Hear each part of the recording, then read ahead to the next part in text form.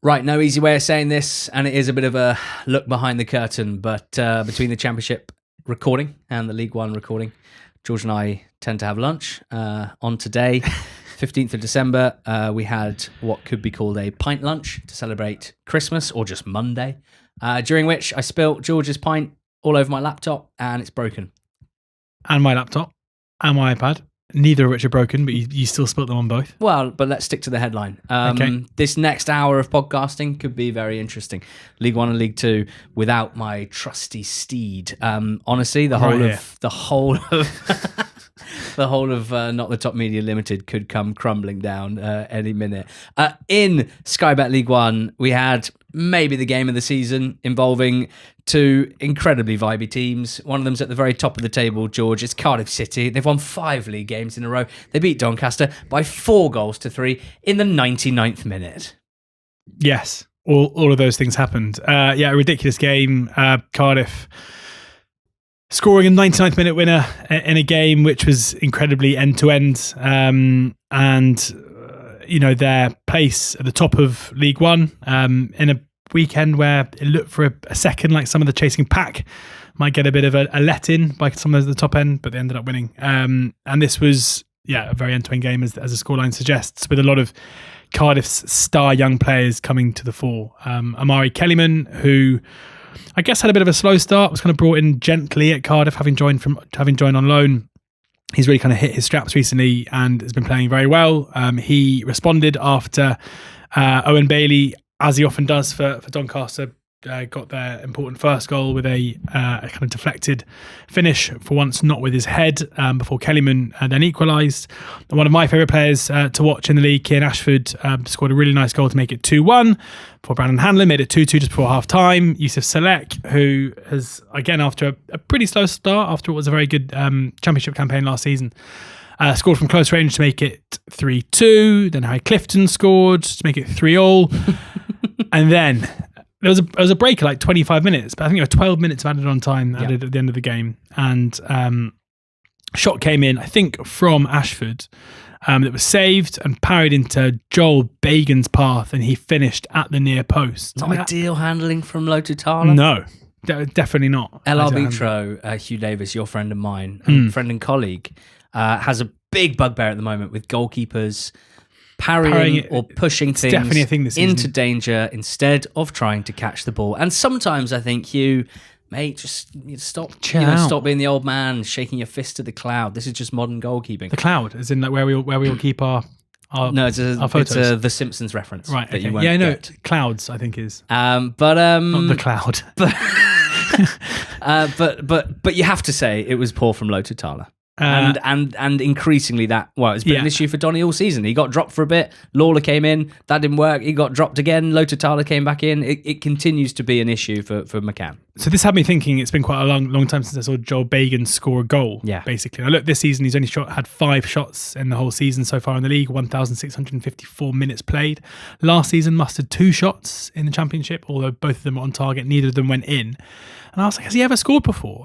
You go back to the 2021, 2022 season when he burst on the scene. He scored 3 goals that season. Wow. From 18 shots. So, Joel, I don't know where you've lost your attacking threat from, but maybe under BBM that will return. But yeah, I mean, if you're a Donny fan, just immense frustration at basically every corner, because even though from an attacking point of view here they were better, Cardiff are a side that generally if you do attack them they'll give you opportunities, but to come away from this with no points, having come away from a home game against a Stockport side kind of struggling for form either side of that game, they are certainly in danger of being sucked into a proper relegation battle after such a strong start to the season.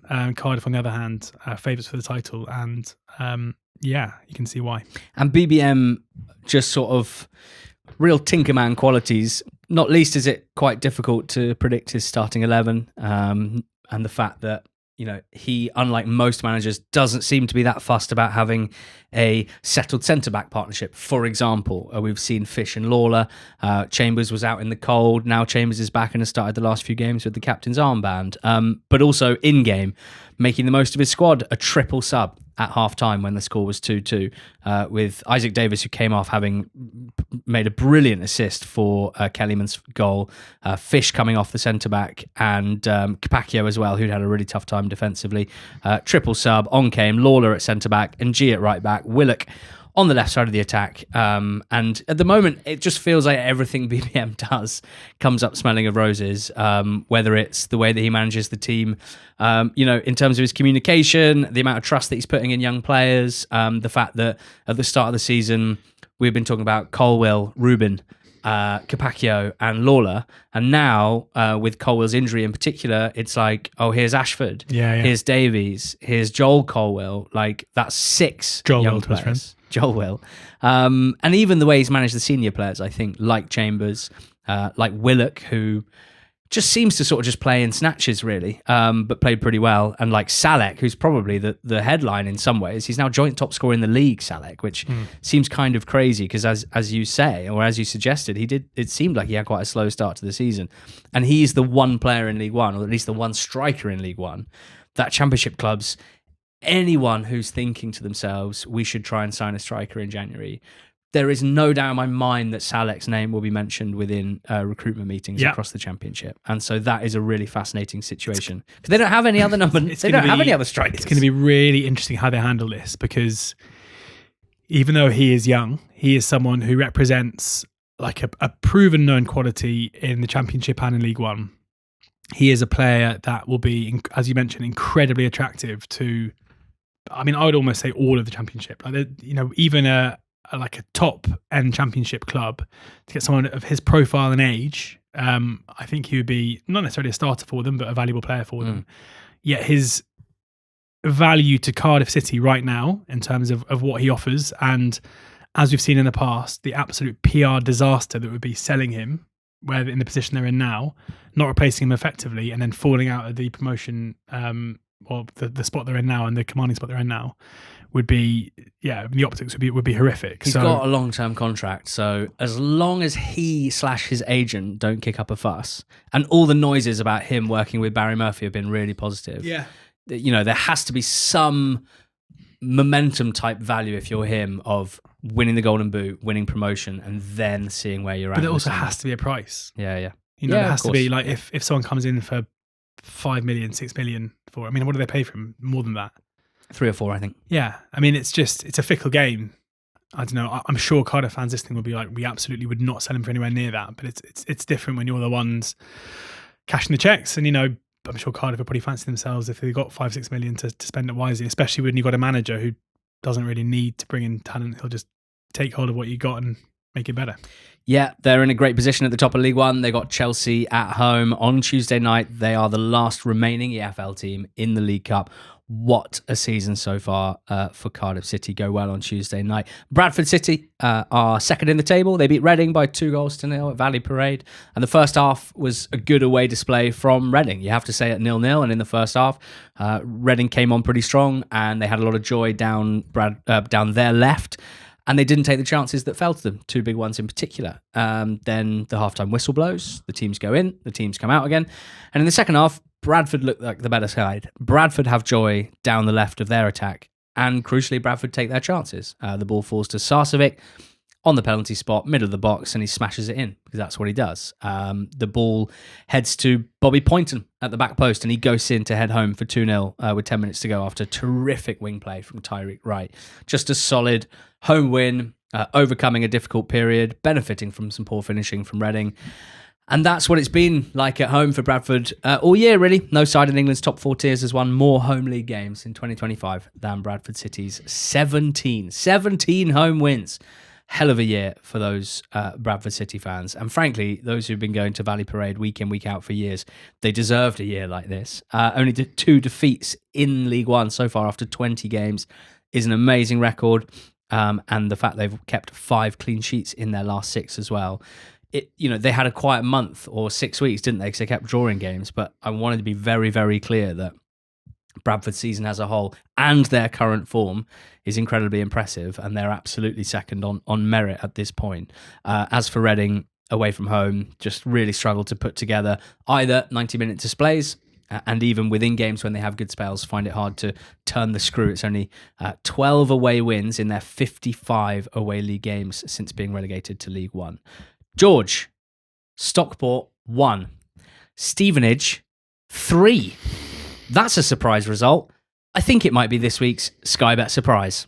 Yes, it is. They were 15-4 to win the match. You got -1 at 9-1 with Sky Bet. Wow. So showing that this wasn't necessarily expected by Sky Bet. It definitely wasn't expected by me or you. And a nap in our betting show as Stockport to win. And I didn't see this coming at all. I think for Stevenage to win this game in the manner that they did, especially off the back of what was a run of games where in the last 8 games, Stevenage had scored 4 goals and conceded 4 goals. It started to kind of feel like we knew what to expect when it came to Stevenage games.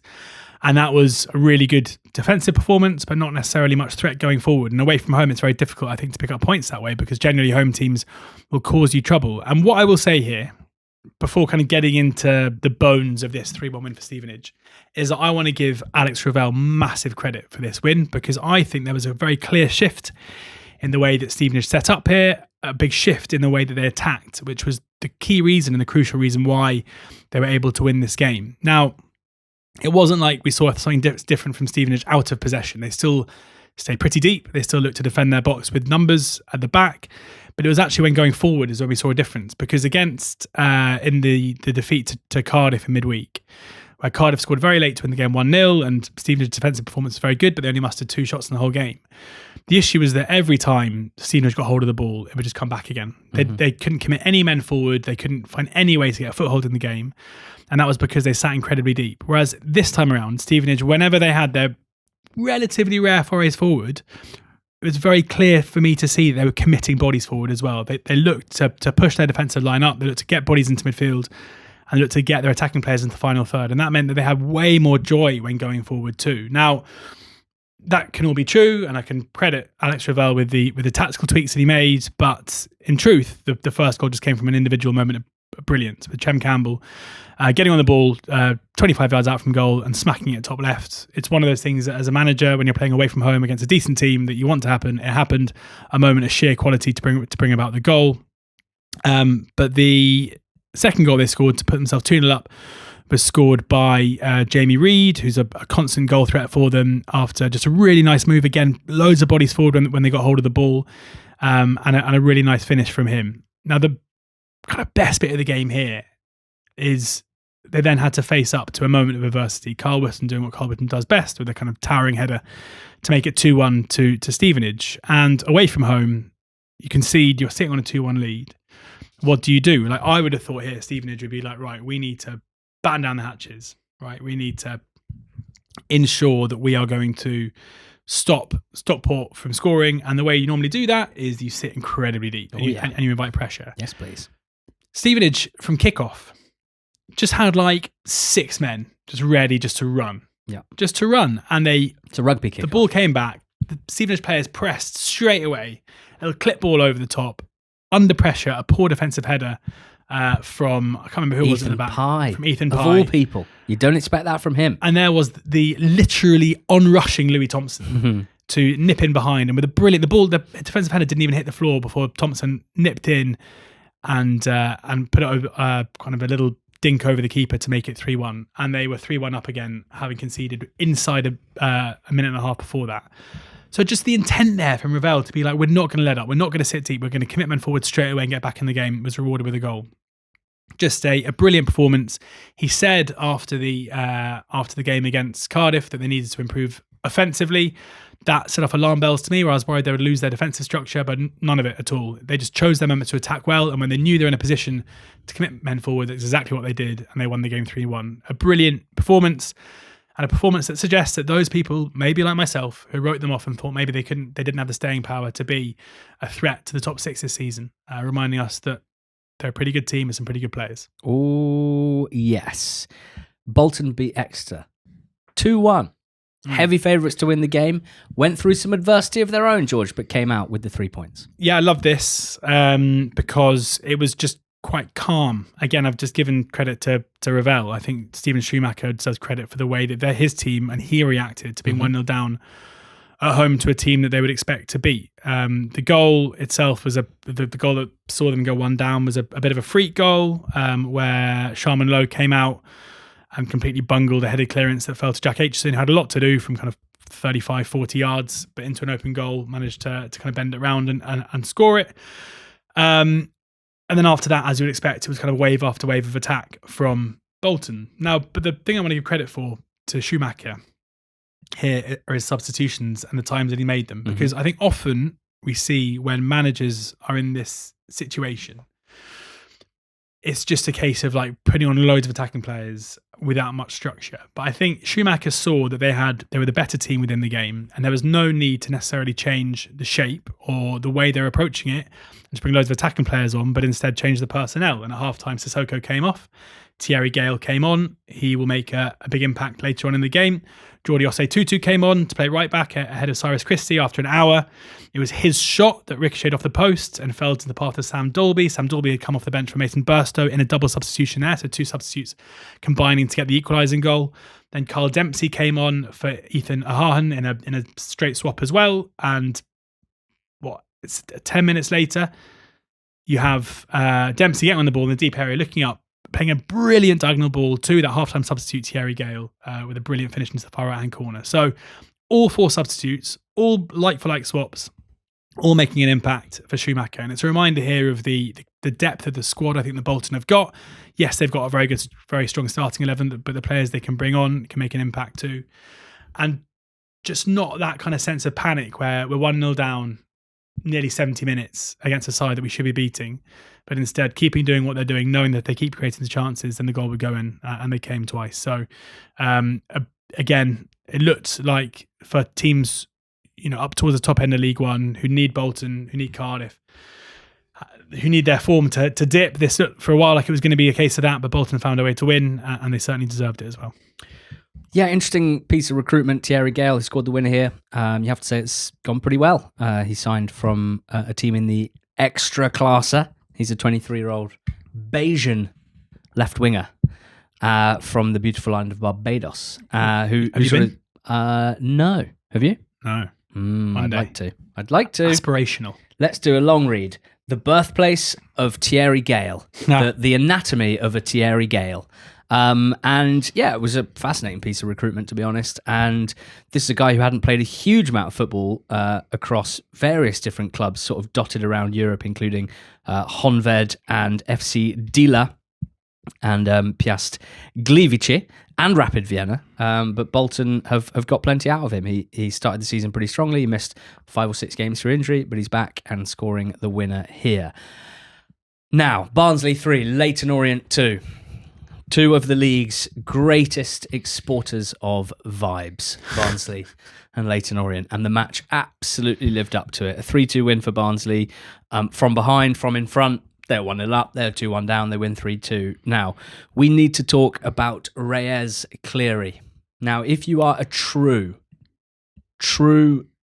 ultra of NTT20, you'll be listening to this, having already listened to my 16-minute chat with Reyes Cleary that went on the pod feed on Saturday morning. We speak to the EFL Young Player of the Month each month, and Reyes won it for an exceptional November. And on that pod, among a couple of really interesting topics that we spoke to him about, and I found him just a really interesting, thoughtful young man. Like, I spoke to him about his dribbling ability, his ball carrying ability, exciting, attacking attribute that he has. And he said, yeah, I like it because if I can carry the ball up the pitch, it takes some of the pressure off the defence. And that's really important for the team. I was like, I've never heard anyone who's essentially just an absolute baller, incredible 1v1 dribbler, ball carrier, go like, yeah, no, I do this to help the team, basically, just to take some pressure off the defence. Yeah. So love that. The youth these days. I also love selflessness. Yeah, no, I also hated that when I asked if he had any goals between now and the end of the season, they were all team-based, very humble. He said, I don't have any personal goals. And so I set him one because I think it's important to have personal goals. And I said, look, Reyes, you've got 9 goals and 9 assists in 2025 across your time at Hartlepool and Barnsley. So you've got 4 games left, just 1 goal and 1 assist. Reyes Cleary, 2025, double-double. The first full season of his senior career. And he went, Yeah, I think that's doable. Yeah, he did it in about half an hour, mate. He did it in about 45 minutes of football. He scored the opening goal here at the back post, the spare man on the left wing. He then set up the second goal for Russell. He then set up the third goal for Davis Keillor-Dunn. Reyes Cleary, your first name means kings in Spanish. And, I mean, the performance at the moment is unbelievable. You can see clearly now that Ray is gone. Yes, come on, give me some. Give me some. He is an official friend of the pod. We love him. And frankly, take all that stuff away. Let's just focus on him right now. He has put in two of the most scintillating displays of the League One season so far. First against Luton in the 5-0 win, which we spoke about in depth on our interview with him, and now this display. Every single time he got the ball, something happened. There were 2 or 3 occasions that didn't end up in one of Barnsley's 3 goals, which Cleary was at the heart of, which were very near to being goals. And he's just so effective, so easy on the eye. There's a couple of instances in this game where he uses his body really well to manipulate the defender to get on the ball.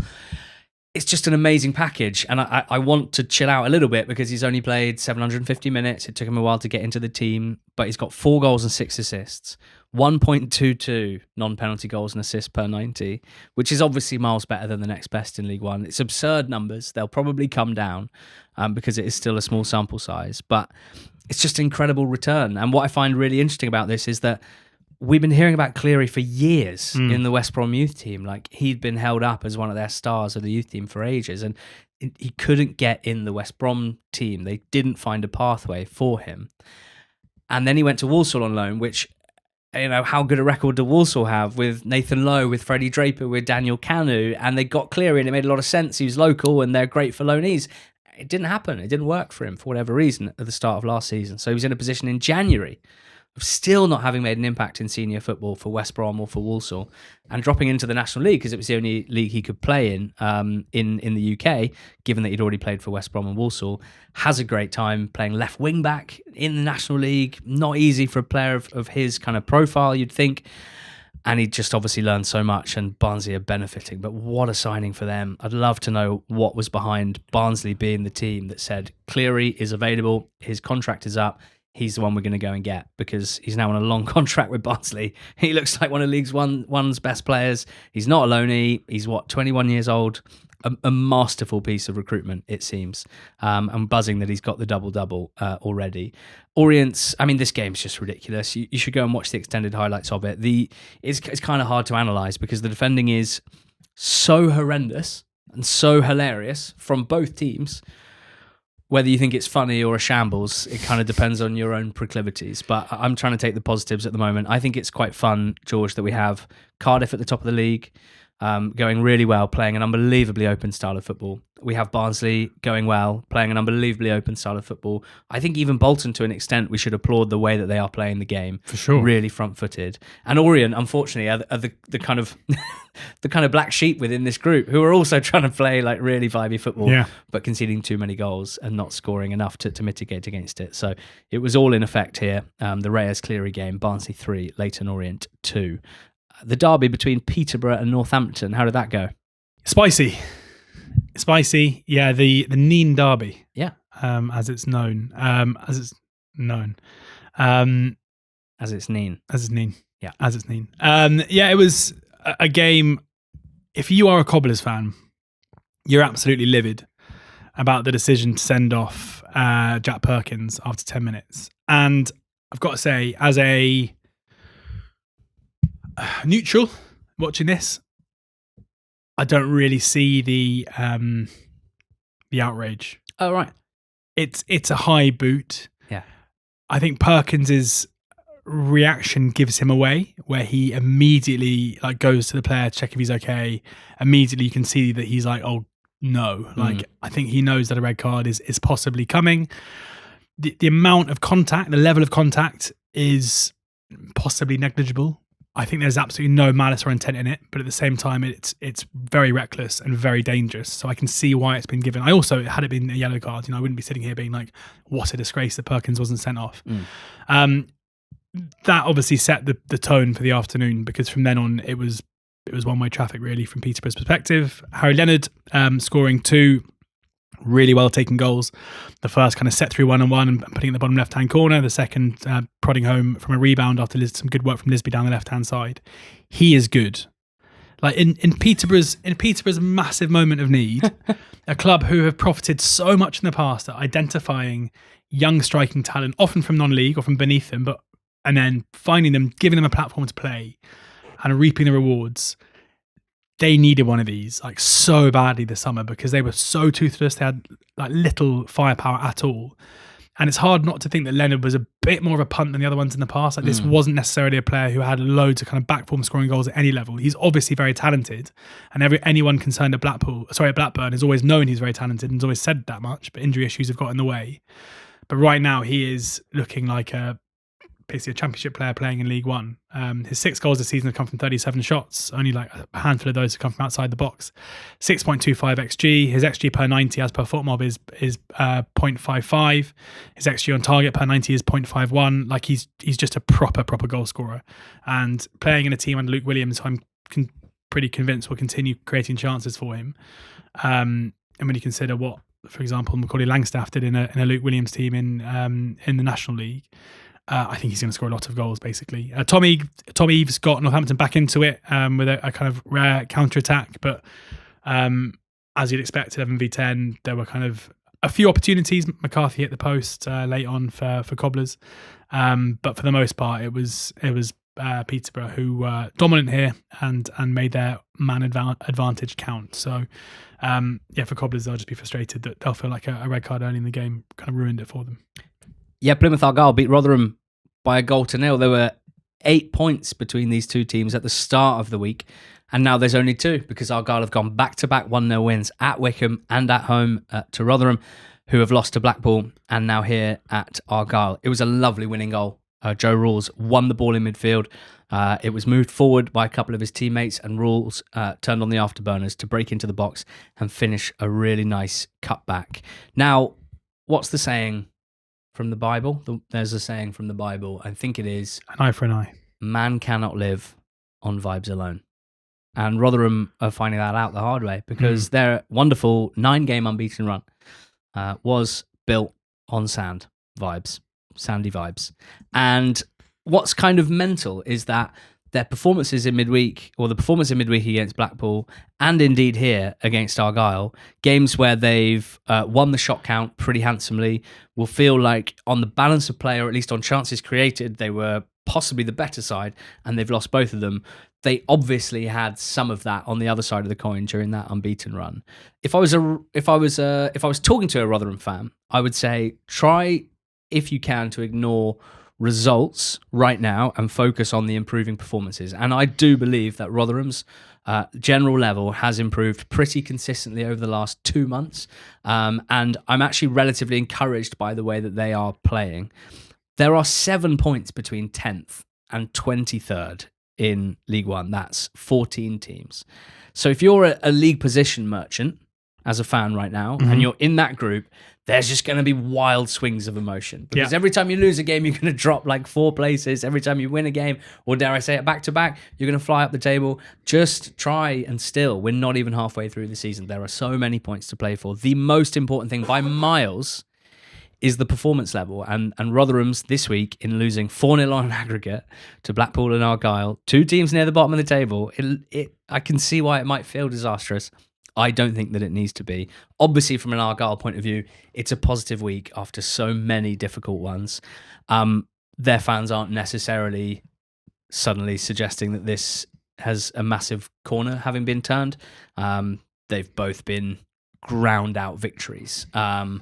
And there's something in that. You know, Mitchell's been really, really good in defence. Joe Rawls in midfield seems like a good addition. It's not a stretch to suggest that having a bit of experience like Rawls in midfield, making sure that Edwards is on the pitch as well to bring that experience and leadership, having Mitchell, having Plegathwela, who's a player full of character as well, might have just helped them to be better at things like this, at grinding out results, even when they're not at their best, which they have been so poor at. They still need to improve. There's no doubt about that. But with Tolai having been suspended for 3 games, getting 2 wins from that is not what I saw coming. So congrats to Argyle. Loads of draws in League One, 2 2-all draws. Luton 2, Port Vale 2. a good point for Vale on paper at Kenilworth Road, but could have been more. And they're pretty cut adrift now at the bottom of League One, and I wonder how many times we've said that this season, that it could have been more. They're 1-0 down because Cohen Bramall has unlocked free kicks. An absolute beauty in terms of its shape and dip into the top corner. But Ben Waine with a header from a set piece, and then Devante Cole at the back post had Vale 2-1 up. Luton's defence not covering themselves in glory with either of those, but Mads Andersen scoring from a set piece to equalise.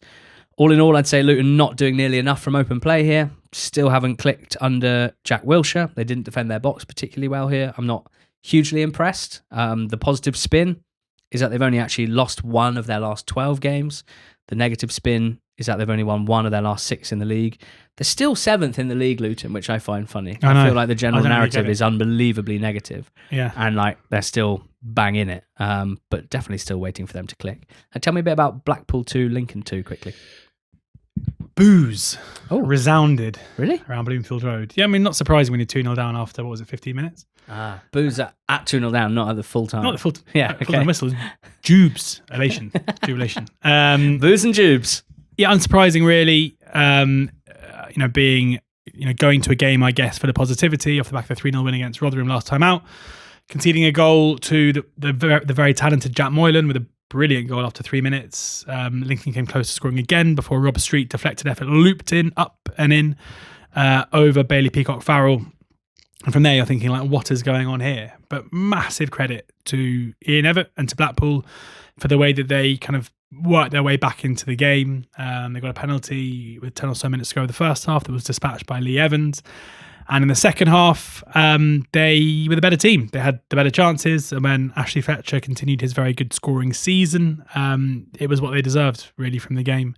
And that's 7 goals for him this season, which is, age 30, it feels like he's finally showing that he is a kind of more than capable League One player. And given his physicality, his size, and with the goals to go with it, Blackpool got themselves a decent option there. So, yeah, I mean, probably going into the game, Blackpool would have wanted more than a point, but given the circumstances, it was a good point and showing a bit of fight and belief that's maybe been missing at other points this season. Huddersfield drew 1-0 with Wigan. Mari Wallace scoring for Huddersfield. Rafael Borges Rodrigues for Wigan, who's really come on well in the last month or so.